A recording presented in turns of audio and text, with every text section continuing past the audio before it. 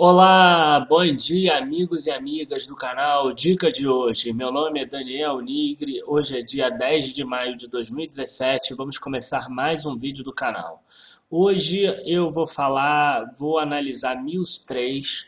A grande questão aqui é o seguinte: eu quero mostrar para vocês como a gente faz uma análise, como eu procuro os dados, como eu vejo, e vocês vão ver que isso é muito fácil. Eu vou conseguir fazer isso em um horário de um vídeo aqui do canal.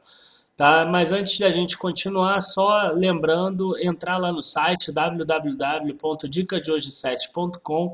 Também queria avisar aí para vocês se prepararem que para a semana que vem a gente já vai estar começando a mostrar algumas coisas sobre o curso de opções que a gente vai lançar aí mais para frente, tá? Qualquer dúvida, dica de hoje 7@gmail.com, e não se esqueçam de se inscrever na página no Facebook, facebook.com/barra dica de hoje 7.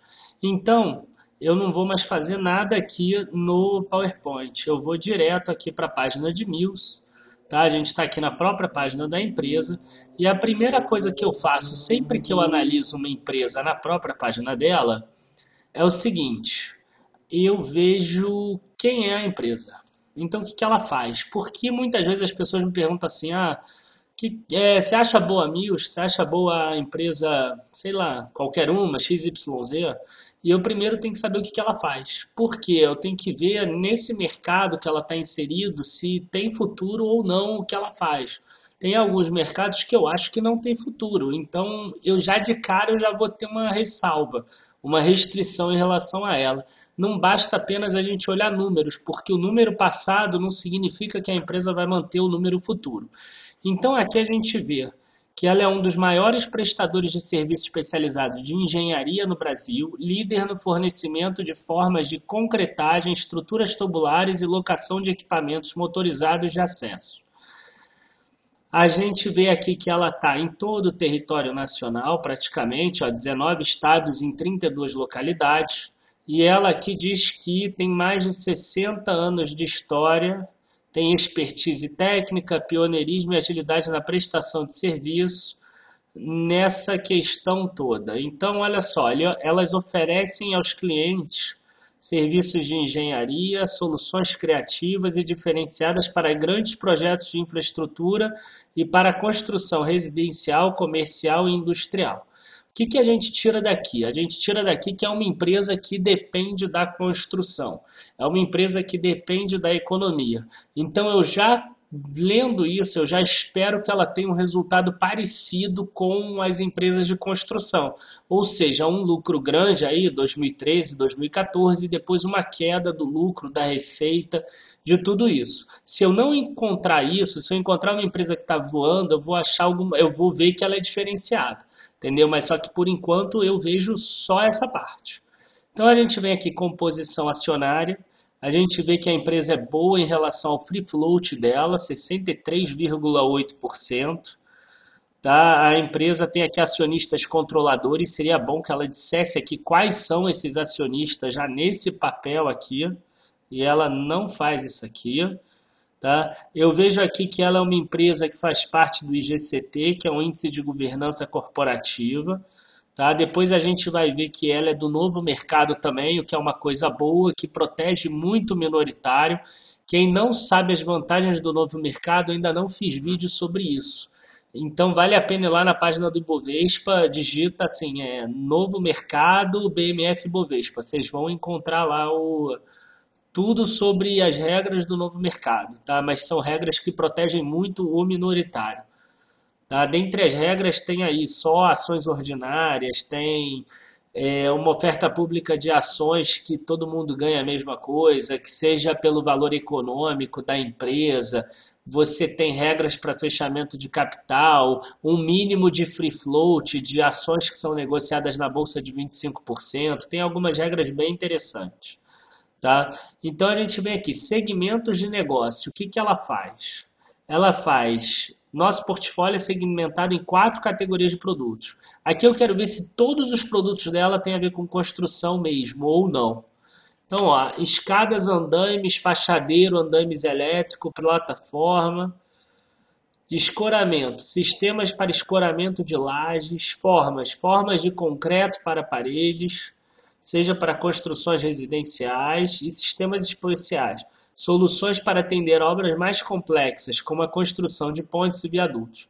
Então, realmente, tudo aqui tem a ver com construção, mas são duas unidades de negócio, tem a construção e a rental.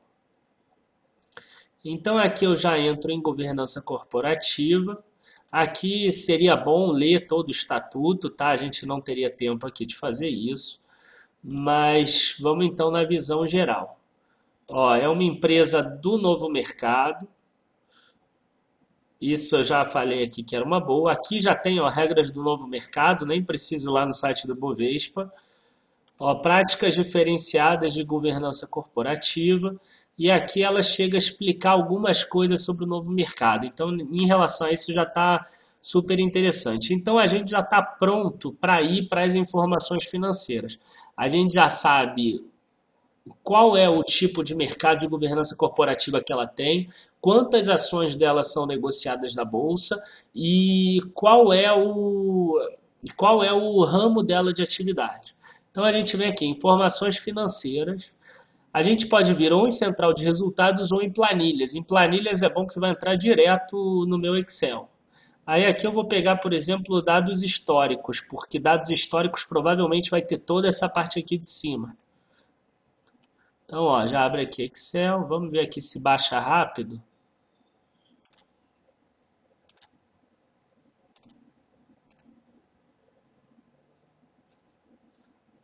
Ó, já baixou aqui, tá vendo, gente? É rápido, as pessoas acham que é complicado, mas não é. Ó. Já estou aqui com tudo da empresa aqui na minha mão, tá? Aí eu tenho aqui algumas planilhas. Deixa eu ver se eu consigo aumentar aqui para ficar mais fácil para vocês verem só. Mas vocês olhando por aí, quando vocês abrirem o de vocês, vocês não precisam. Então aqui tem a receita líquida por trimestre. Às vezes lá no final tem o anual também. Que aí fica mais fácil para a gente não tem que fazer a soma. Realmente é o que acontece aqui. Então vamos lá, receita líquida total aqui é da Mills consolidado, ou seja, construção mais rental. A gente viu que são duas unidades de negócio. Então aqui eu vou ter aqui receita líquida total, ó, subindo até 2013 e depois caindo para 2016, como eu já esperava. Tá? Por quê? Porque ela faz parte do setor de construção e a partir de 2014 o setor de construção deu uma derrocada. Se vocês não percebem isso, se vocês não entendem isso, eu fiz um vídeo ainda ano passado sobre o setor de construção que vale a pena ver. Na verdade foram dois vídeos, foi um cenário de construtoras e o outro análise de construtoras. Eu vou ver se eu consigo colocar aí do lado para vocês verem depois. Aí a gente tem aqui o custo do produto vendido. O custo do produto vendido aqui 171,4. Seria bom que tivesse aqui o percentual, mas aí eu posso calcular aqui, vamos ver. É igual a esse dividido por esse. Você tem aqui 43% de custo do produto vendido. Tá? Se a gente quiser ainda, por exemplo, calcular o da melhor época, por exemplo, a gente pode calcular aqui, a gente vai ver que era um custo do produto vendido melhor. Se quiser botar em percentual, fica mais fácil de ver, ó. Nessa época aqui que ela estava voando em termos de receita, 34% do custo ela tinha de custo do produto vendido, ou seja, custo da própria produção. E agora subiu para 43%. Isso é uma coisa ruim. Isso é uma coisa que ela está piorando, mas também é normal, porque você acaba, mesmo sendo só custos de produção, você acaba tendo algum ganho de escala. Tá? E aí aqui a gente tem... Aqui a gente mostra quais são os valores, tá? Que desmembrados deu aquele 171,4 e a gente chega aqui em despesas gerais e administrativas. 163 milhões. Vocês vejam que caiu bastante essa despesa geral e administrativa aqui de um ano para o outro, que é bom, é saudável para a empresa, isso aqui é muito bom, tomara que continue caindo mais, porque quanto menos despesa administrativa geral a empresa tiver, mais dinheiro sobra para os acionistas. É claro que se você quiser ver o motivo disso, você vai ter que ir lá em notas informativas para ver por que baixou de 125 para 93 o administrativo e 73 para 30, mas a princípio é boa, é bom isso. Tá? E aqui a gente tem a provisão de devedores duvidosos e a gente chega na margem EBITDA. Tá? Você chega no EBITDA, aqui embaixo a margem EBITDA. A margem EBITDA é uma espécie de geração de caixa da própria empresa. Tá? Aqui a gente tem uma depreciação, a depreciação é bem alta e a gente vê que a depreciação da empresa ela não está ligada com a receita dela, ela está ligada com os equipamentos e as máquinas que a empresa tem.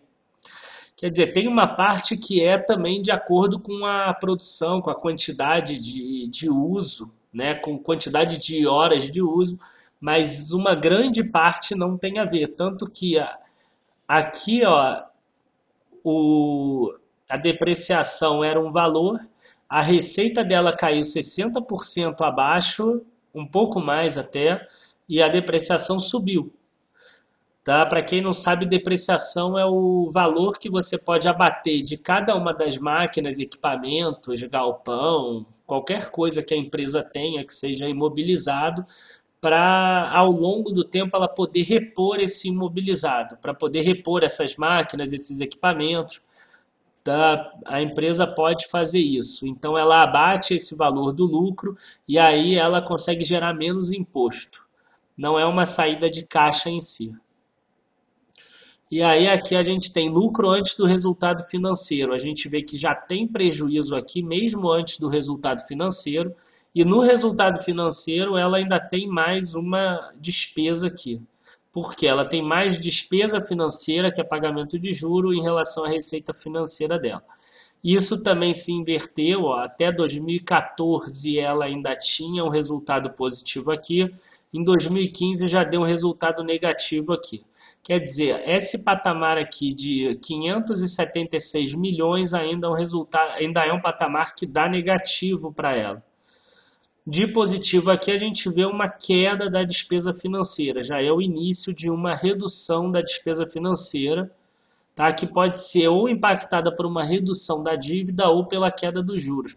Como 2016 ainda não teve queda dos juros, deve ter tido redução da dívida aqui da empresa. Então a gente tem aqui o lucro líquido da empresa, que ainda é muito ruim, ainda não mostrou uma retomada, mas vale ressaltar que vai ter a divulgação do resultado agora dia 11, amanhã. Tá? Eu estou fazendo esse vídeo antes de propósito. Tá? E a gente tem aqui ó, EBITDA, já excluindo os não recorrentes que tiveram. E eu quero ver a questão lá da dívida, se a gente consegue achar. Aqui tem dívida. Ó, quarto trimestre de 2016, dívida líquida sobre EBITDA 2,9, já teve uma redução aqui. Dívida líquida 1,4 sobre 2,1. Esse CAPEX aqui são os investimentos que a empresa fez, tá? São investimentos ou no imobilizado, ou no intangível, ou investimentos em outras empresas, que eu acho que não é o caso aqui. Eu estou vendo aqui mais rápido. Receita líquida por unidade de negócio, não. A dívida provavelmente aqui diminuiu. Não, tá aqui, ó, dívida líquida, 119 milhões. A dívida líquida é a dívida bruta menos o caixa da empresa. Então a gente tem aqui 119, 130, 181, 207, 388. É a parte da dívida, a empresa está indo muito bem. Olha como é que diminuiu aqui nos últimos 9 ou 10 trimestres. De 585 milhões para 119 milhões. Por isso que está tendo um peso cada vez menor. E vai ter menos ainda despesa financeira aqui. Esse 81,8 esse ano deve cair bastante. Tá? Então vai sobrar uma boa parte aqui. Se tiver recuperação da economia, isso aqui sobe também. Tá? Eu imagino que com essa queda e com essa alta aqui, ela teria que voltar pelo menos para esse patamar aqui para ela voltar a gerar lucro. E aí vai de cada um, né? Quando cada um acha que isso vai melhorar ou não. Então, o que a gente tem aqui agora?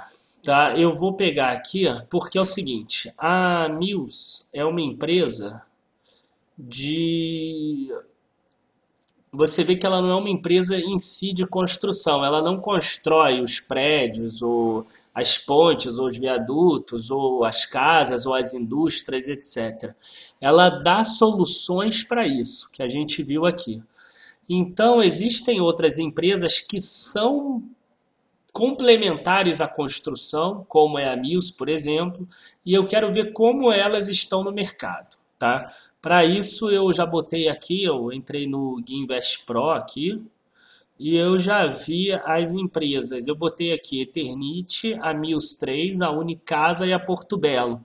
Não são exatamente o mesmo setor, o mesmo segmento, mas são empresas que dependem também da construção e são complementares à construção. Então eles têm alguma relação, tá? Não é exatamente o que deveria ser, mas tem alguma relação com a própria construção. Então a gente vê que preço sobre lucro, a única que está positiva, ou seja, a única que teve lucro foi Porto Belo. O preço sobre valor patrimonial, a da Porto Belo é mais cara, ela paga mais do que o preço sobre valor patrimonial. A Mills está em 0,69, ela está descontada em relação ao valor patrimonial. Isso é uma coisa boa para o acionista, ainda mais num caso desse, seria uma empresa de turnaround, da Mills, seria uma empresa que você estaria apostando numa melhora para ela, que você ainda não sabe o que vai acontecer, né? Então a gente precisa ter um desconto até para se proteger também. Ó, o patrimônio líquido da Mills é a maior. O patrimônio líquido nada mais é do que o capital do acionista. Aqui eu tenho o lucro líquido 2014, 15, 16 e o último balanço. Alguns têm primeiro trimestre de 2017 e outros não. Na verdade, o único que tem diferente aqui é Porto Belo. E é interessante a gente ver que Porto Belo, olha, já teve uma inflexão aqui. Ela tinha o lucro caindo, ó, e aqui já subiu para o primeiro trimestre de 2017, que é uma coisa boa. As outras, ó, Eternit, ó, caindo, caindo, caindo. Será que já vai vir uma inflexão aqui? Ou uma queda desse prejuízo? Ou vai continuar para baixo e não vai seguir Porto Belo? A Mills teve lucro aqui, como a gente viu em 2014, lá na planilha, aí depois já teve prejuízo em 2015, prejuízo em 2016. E vamos ver se a gente tem uma inflexão aqui, uma redução desse prejuízo. Pela dívida é provável que isso aconteça. Unicasa teve prejuízo, aí depois teve lucro, aí caiu para 2016. Vocês viram que todas caíram para 2016. E aqui também vai ser importante a gente ver se tem ou não a inflexão. Aqui a gente tem a parte de dívida bruta, Porto Belo bem mais cara do que as outras. A gente viu lá que Mills reduziu muito a dívida, por isso que está nesse patamar de 45,1%. Antes, no 580 e poucos milhões lá de dívida líquida, ela com certeza estava num patamar desse igual de Porto Belo. E aqui a gente tem as margens brutas. A melhor dessas das margens é da Unicasa. Segunda melhor Porto Belo. Nesse caso a Mills é a pior das margens brutas, por enquanto. Por quê? Porque esse é o pior das margens brutas. A gente viu lá que a gente calculou aqui 43% de custo do produto vendido. Então daria 50 e poucos por cento de margem bruta. É porque esse custo aqui é sem a depreciação. E ali você já está incluindo aqui a depreciação aqui embaixo, tá? Então seria 171 mais 159 que você vai tirar a margem bruta real da empresa, porque você inclui a depreciação nisso. Mas boa parte daqui é depreciação. E aqui a gente tem o preço, e eu botei a parte do preço pelo seguinte, para vocês verem que, tirando Porto Belo, que está próximo da máxima de 52 semanas, 3,36 para 3,39, as outras estão mais próximas da mínima, inclusive a Mills, 3,96 para 3,32. A Eternit, 1,29, está mais perto do 1,20 do que do 2,07. O 2,13 da Unicasa está mais próximo do 1,95 do 3,89. Tá? Então, eu vou aqui crescer e vou falar agora diretamente com vocês. O que que acontece aqui, tá? Mills é uma empresa que a gente vê que, igual todas as outras de construção, acho que tirando a MRV, que não teve tanto problema assim com a crise, elas tiveram aí problemas e reduziu muito a receita líquida delas, reduziu o lucro por causa disso, caiu, inclusive entrou no prejuízo.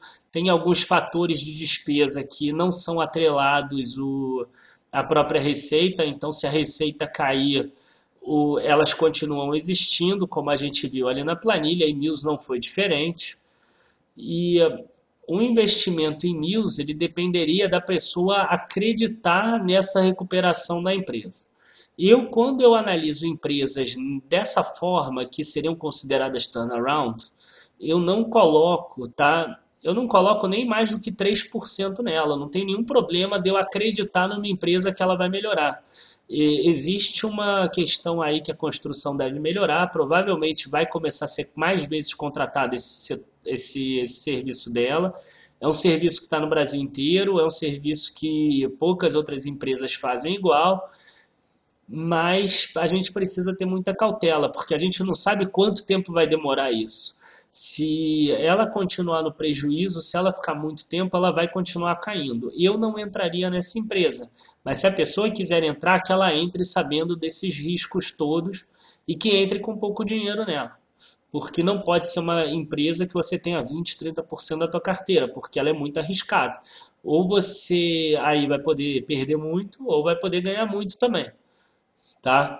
E em termos de diversificação e de risco-retorno, não vale a pena você pegar uma empresa dessa que não tem previsibilidade ainda para isso. Pode ser que no futuro ela passe a ter previsibilidade, com o crescimento constante da economia, mas ela sentiu isso, tá? Eu vou ser sincero, das quatro aí que a gente analisou, eu não gosto de nenhuma delas, eu não vejo nenhuma delas como boa. Eu não entraria em nenhuma, para mim são todas turnaround, embora até Porto Belo não tenha chegado no prejuízo, mas ela caiu muito lucro e ela agora está se recuperando. Mesmo assim, ela já tem preço sobre valor patrimonial de 2 vezes, já está mais próximo da máxima de 52 semanas, enfim. As outras estão descontadas e a estratégia, se alguém quiser entrar nelas, é essa. Tá? Eu acho que na própria construção se tem empresas melhores, que empresas que estão no lucro com prejuízo muito pequeno e que estão até mais descontadas do que essas e que vão se recuperar também, que eu acho que pode ter uma alta maior. Tá? Eu, inclusive, botei lá na carteira direcional, mas a Cirela poderia ser uma outra opção também. Tá? E eu acho que é isso. Eu acho que por hoje, eu acho que ficou bem claro aí como a gente faz para analisar uma empresa, como a gente entende que não é só a gente ver os dados financeiros, a gente tem que ver aí o todo, a gente tem que ver o mercado dela, como ela deve se portar aí no futuro, tá? E sempre pensando aí no risco que a gente pode ter também, tá? Eu vou tirar aqui e queria agradecer aí a todos, muito obrigado. Quem gostou, curta o vídeo e compartilhe com outras pessoas também. Eu espero ter sanado algumas dúvidas aí de como eu faço para analisar empresas, principalmente empresa com prejuízo, que empresa com lucro é até mais fácil da gente ver, o preço sobre lucro acaba tirando muitas dúvidas da gente. E as margens também, mas uma empresa como essa que está reduzindo muito é mais difícil. Tá? E não se esqueçam aí, qualquer dúvida, dica de hoje 7@gmail.com, no facebook.com/barra dica de hoje 7. Muito obrigado a todos, boa tarde, bons negócios amanhã. Abraços.